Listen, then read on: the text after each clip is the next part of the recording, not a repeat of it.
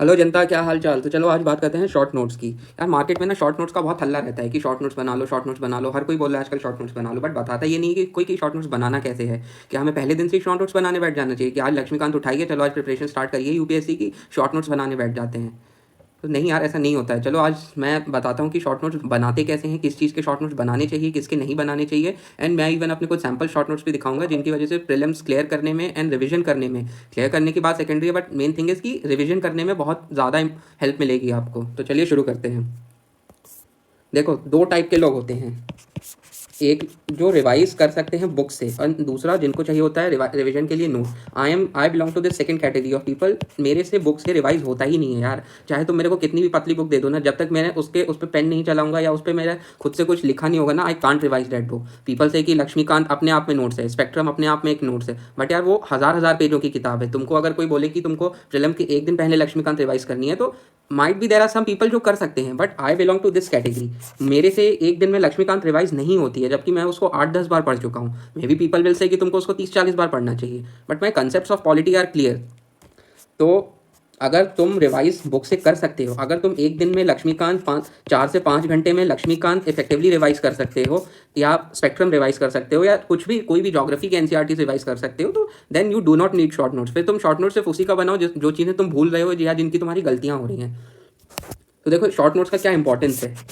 पहली बात तो obviously they are short, they require less time in revision. तुम्हारे पास एक पेज में अगर सोचो तुम 5-6 चैप्टर एक A4 साइज पेज में लिख दो, तो ऑब्वियसली अगर तुम उस एक पेज को ग्लांस करोगे बार बार, तो 4-5 बार में तुम्हारा उस page that will be ingrained in your photographic memory, कि तुम्हें वो पेज पूरा याद हो जाएगा, रादर देन कि तुम 5-6 चैप्टर बार बार पलट के देखो।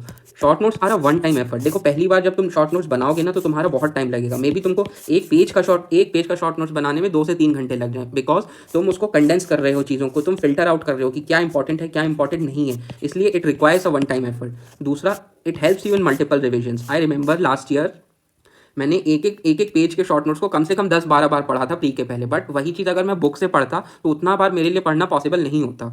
It can be carry to exam centre. मैं अपने 5-6-10 हर सब्जेक्ट के 5-6 पेजेस के शॉर्ट नोट्स थे जो मैं एग्जाम सेंटर तक लेके गया था, एंड मैं लास्ट तक वही देख रहा था। And I even remember IR के मेरे 10 पेज के शॉर्ट नोट्स थे सिर्फ मैपिंग के, एंड जो भी मैपिंग के 7-8 क्वेश्चन आए थे, all were from these 10 pages. It is easier to recall. जैसा मैंने पहले बताया, वो तुम्हारी फोटोग्राफिक मेमोरी में इनग्रेन्ड हो जाता है जब तुम उसको बार बार देखोगे। ऐसा नहीं कि तुमने एक बार शॉर्ट नोट्स बना लिया, हाँ भाई हो गया, अब ठीक है अब तो मुझे याद रहेगा, उसको भी will have to revise again and again. तो देखो अब आती है बात कि क्या शॉर्ट करना है क्या शॉर्ट नहीं करना है। हर चीज़ का शॉर्ट नोट्स बनाने की ज़रूरत नहीं है। तो देखो पहली प्रायोरिटी तो तुम्हारी होनी चाहिए थिंग्स यू ऑफन फॉरगेट। अब जैसे मेरा यार कि मैं ना, जो सिमिलर चीज़ें होती हैं वो मैं बार बार भूल जाता हूँ, इसलिए मेरी फर्स्ट प्रायोरिटी होती है कि जो भी चीज़, अब ये तुमको कैसे पता चलेगा, ये तुमको पता चलेगा टेस्ट से। टेस्ट में जो भी तुम्हारी बार बार गलतियाँ हो रही हैं, जो कंसेप्ट बार बार गलत हो रहे हैं, तुम उनके शॉर्ट नोट्स बनाओ। That should be your first priority. Concept which are similar repetitive, जो मैंने ऊपर बताया। फिर थर्ड है यूपीएससी फेवरेट। अब कुछ चीज़ें हैं कि जो यूपीएससी कंटिन्यू पूछ रही है, उसकी एक थीम बन चुकी है कि जैसे जिस भी साल प्रेसिडेंट का इलेक्शन होगा उस साल प्रेसिडेंट का क्वेश्चन आना फिक्स है। जैसे ये ट्रेंड लास्ट 3-4 साल से देखा जा रहा है, मतलब 3-4 एग्जाम से, जब जिस साल भी प्रेसिडेंट का इलेक्शन होता है। लास्ट ईयर 23 में इलेक्शन हुआ, there were 3 question from president. तो तुमको पता है कि अगर प्रेसिडेंट आने की प्रोबेबिलिटी है या प्रेसिडेंट तुम्हारा वीक पोर्शन है, तो तुम उसको शॉर्ट नोट्स बना के बार बार याद करो। या साइंस एंड टेक का कोई टॉपिक हो गया, या पॉलिटी में फंडामेंटल राइट्स हो गया, पार्लियामेंट में स्पीकर हो गया, इन टॉपिक से हर ऑल्टरनेट ईयर क्वेश्चन आ रहा है अगर तुम PYQ एनालाइज कर रहे हो तो। फिर फोर्थ है not everything needs to be shorten. अब जैसे फंडामेंटल ड्यूटीज का चैप्टर है यार, वो चैप्टर ही 2 पेज का है और उसके जैसा और कोई चैप्टर नहीं है जो जिससे तुम फंडामेंटल ड्यूटीज में कंफ्यूज हो जाओगे। हाँ मे भी हो सकता है DPSP में अगर तुम कंफ्यूज हो जाओगे, बट अगर तुम फंडामेंटल राइट्स और DPSP में कंफ्यूज हो रहे हो, तो first you need to improve your basics before going for making of short notes. ठीक है, तो चलो मैं कुछ शॉर्ट नोट्स दिखाता हूँ। अब जैसे ये कॉन्स्टिट्यूशनल बॉडीज़ का शॉर्ट नोट्स है, ठीक है। अब कॉन्स्टिट्यूशनल बॉडीज़ देखो, लक्ष्मीकांत ने हर बॉडी पे एक चैप्टर दे रखा है। कॉन्स्टिट्यूशनल बॉडीज़ भी, स्टैट्यूटरी बॉडीज़ भी, और अब तो और भी बॉडीज़ के उसने चैप्टर्स ऐड कर दिए हैं।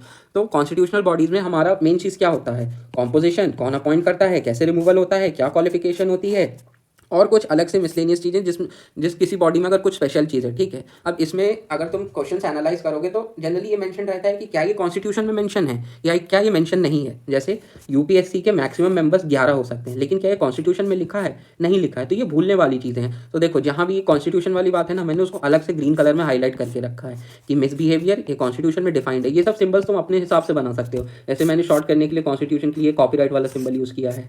फिर क्वालिफिकेशन यूपीएससी मेंबर्स की मेंशनड है, नहीं मेंशनड है। इनका एक्सपेंडिचर कंसोलिडेटेड फंड पे चार्ज होता है, इलेक्शन कमीशन का नहीं होता है। तो जब भी मैं देखूंगा, अगर मेरे को मान लो रिमूवल प्रोसेस याद करना है, ये इलेक्शन कमीशन लास्ट ईयर का है, अभी ये चेंज हो गया है, इसलिए इसके कंटेंट पे मत देखो, ये देखो कि कैसे बनाना है। ये अभी गलत है क्योंकि अभी इलेक्शन कमीशन के नए बिल के हिसाब से बाकी सब इस ओके।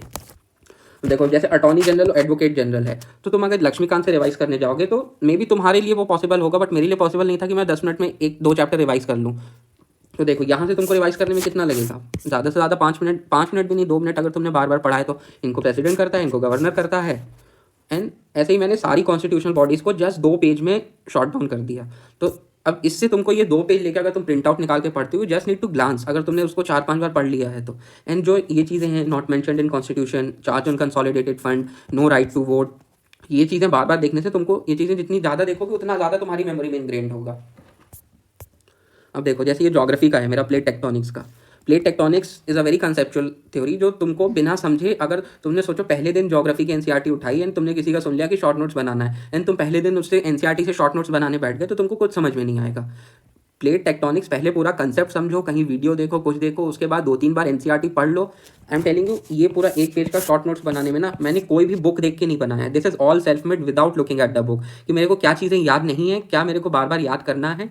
अब देखो कितनी थ्योरीज हैं, कॉन्टिनेंटल ड्रिफ्ट थ्योरी है, कन्वेक्शनल करंट थ्योरी है, स्लीप फोर्स स्प्रेडिंग है, इसमें जो जो सिर्फ इंपॉर्टेंट पॉइंट हैं, और बीच में उससे रिलेटेड कहीं कुछ करंट अफेयर्स आया था तो वो भी मैंने यहाँ पे डाल दिया है। अब देखो ये प्लेट बाउंड्रीज वाला, ये छोटी सी टेबल बना के यहाँ डाल दी है। डाइवर्जेंट बाउंड्रीज, कंस्ट्रक्टिव बाउंड्री, छोटा सा डायग्राम भी डाल दिया। And this will help you even in mains, not only prelims, mains के लिए भी, क्योंकि तुमको पॉइंट्स तो खुद पे जनरेट करने हैं ना, तुम पूरा नहीं याद कर सकते हो मेंस में एक एक चीज़, तो यहाँ से देखिए will help in mains also. अब देखो जो भी करंट अफेयर्स थोड़ा बहुत मेरे को मिला था उससे रिलेटेड, वो भी मैंने यहाँ पे डाल दिया है। शॉर्ट नोट सिर्फ स्टैटिक का बनता है, अगर कहीं करंट मिल रहा है उससे रिलेटेड, तुमको लग रहा है कि इंपॉर्टेंट है तो तुम वहाँ डाल दो।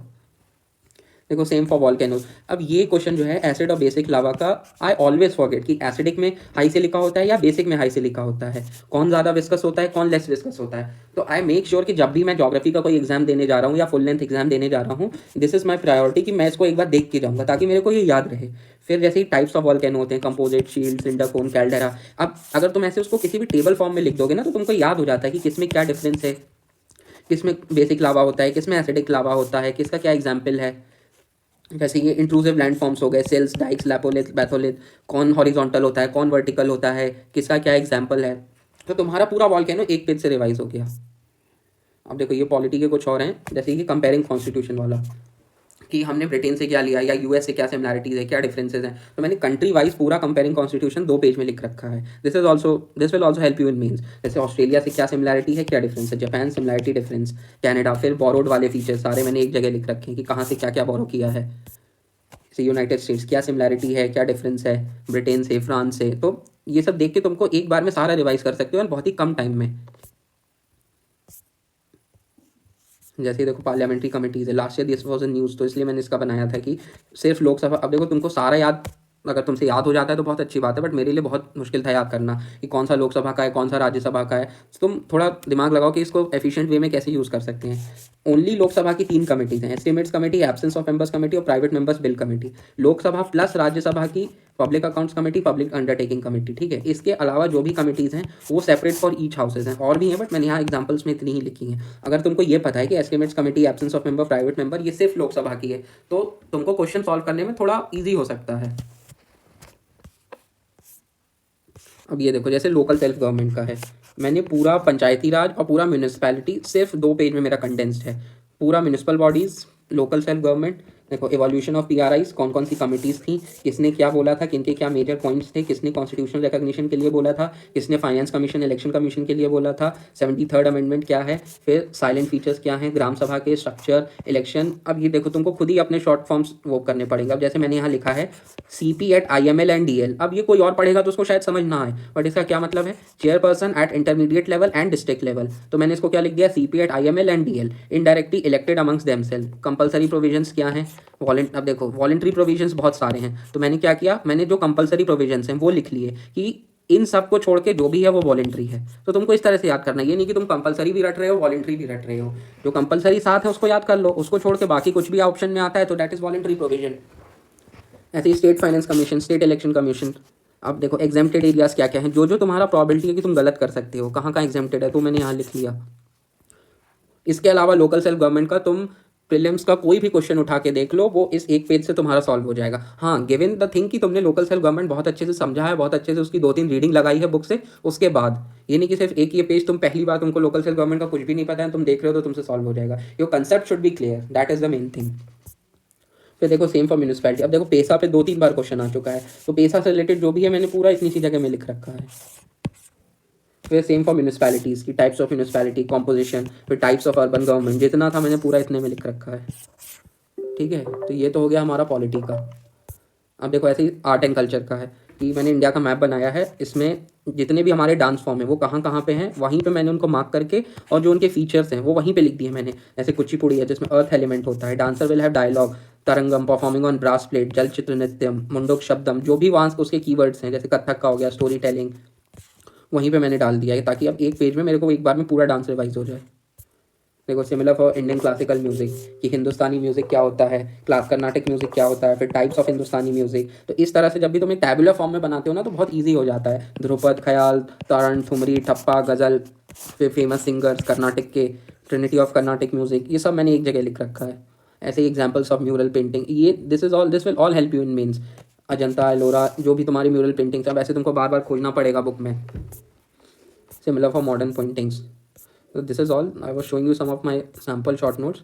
और भी हैं बट मेनली मैंने ज्योग्राफी और पॉलिटी के बनाए थे, एंड इकोनॉमिक्स के भी बनाए थे, but economics is very conceptual, तो उसमें शॉर्ट नोट्स का उतना काम नहीं आता है। जो फैक्चुअल चीज़ें हैं इकोनॉमिक्स में उसके तुम बना सकते हो, बट मेरे को इकोनॉमिक्स के शॉर्ट नोट्स की ज़्यादा यूटिलिटी मेरे लिए नहीं लगी। If you want you can make it for yourself, for any subject you can make it. Modern history के भी मैंने बनाए हैं, in some other video I show you my modern history short notes also. उसमें mainly मैंने peasants और tribal uprisings के, जो बहुत सारे ट्राइबल अपराइजिंग्स हैं ना, उनके बनाए थे, और जैसे रेवोल्यूशनरी मूवमेंट के बनाए थे। मैं दोनों फेजेस वाले में हमेशा मेरे को कन्फ्यूजन हो जाता था कि कौन किस में था, तो वो उसका बनाया था मैंने।